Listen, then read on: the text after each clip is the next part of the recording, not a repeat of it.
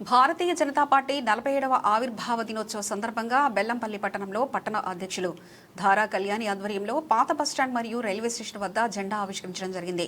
పాత బస్టాండ్ వద్ద ధారా Kalyani railway station వద్ద మాజీ ఎమ్మెల్యే రాష్ట్ర కార్యవర్గ సభ్యులు అమరాజుల శ్రీదేవి జెండా ఆవిష్కరించారు.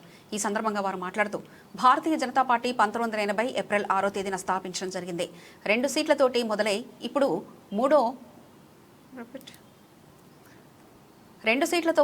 ఇప్పుడు మూడోసారి కూడా అధికారంలో ఉండి నరేంద్ర మోదీ నేతృత్వంలో భారతదేశాన్ని అన్ని రంగాలలో అభివృద్ధి జరుగుతుంది. 7వ స్థానంలో ఉన్న జీడీపీ 3వ స్థానంలో ఉంది. రాబోయే రోజుల్లో నరేంద్ర మోదీ ఆధ్వర్యంలో విశ్వగురువుగా అవతరించడానికి భారతదేశం అడుగులు వేస్తుంది. ప్రపంచ దేశాల్లో యుద్ధాలలో సతమతమవుతున్నాయి. భారతదేశం సుభిక్షంగా ఉంటుందని వారు అన్నారు.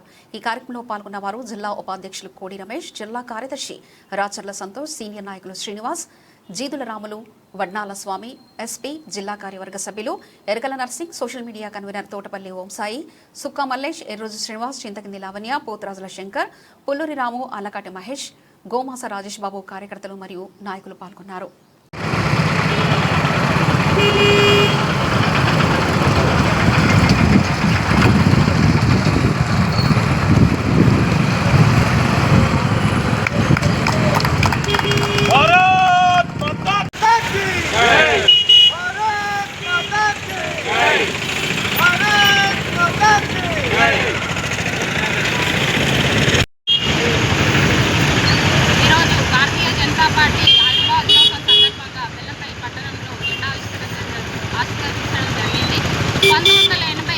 ఏప్రిల్ 6వ తేదీన పార్టీ వ్యవస్థాపించడం జరిగింది.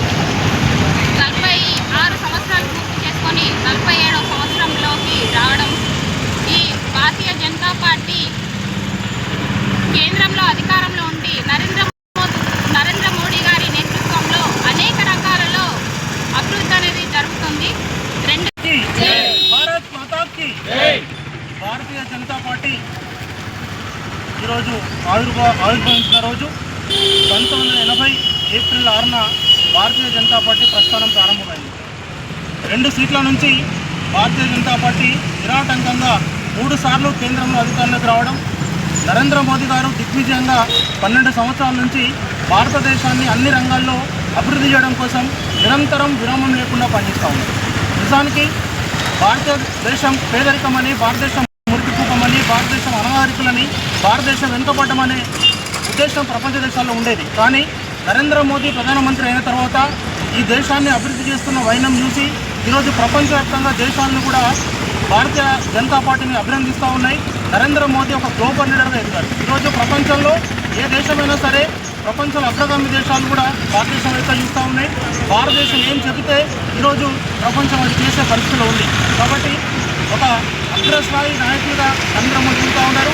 భారతదేశం కూడా రాబోయే రోజుల్లో ప్రతి భారతీయ జనతా పార్టీ కార్యకర్త కంటున్న విధంగా విశ్వగురువుగా భారతదేశం ఎదిగే రోజు అతి తొందరలోనే వస్తుందని చెప్పేసి కోరుతూ నాకు అవకాశం ఇచ్చినందుకు ప్రతి ఒక్కరికి పేరు పేరున కృతజ్ఞతలు ముగిస్తున్నాం. జై హింద్.